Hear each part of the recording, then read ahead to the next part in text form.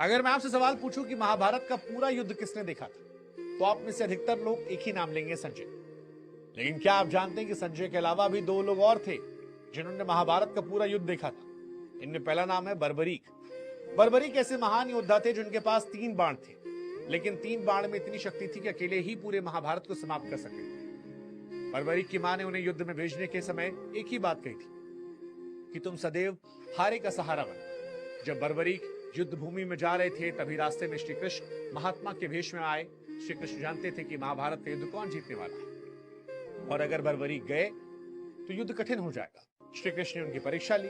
कहा, तुम इतने शक्तिशाली हो तो इन पेड़ों के सभी पत्तों को एक बाण से छेद करके दिखाओ। बर्बरीक ने बाण चलाया, सभी पत्तों को भेदता हुआ जाकर श्री कृष्ण के चरणों में रुक गया।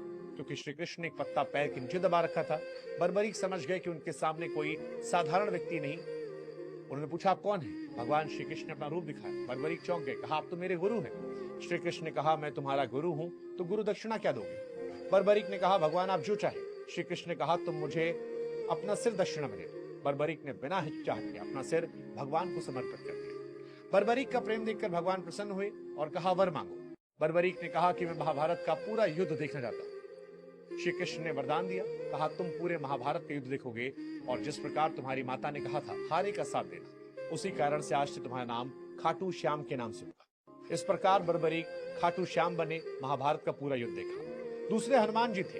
हनुमान जी पूरे युद्ध के दौरान अर्जुन के रथ के ध्वज पर विराजमान थे, और उन्होंने भी पूरे महाभारत का युद्ध देखा था।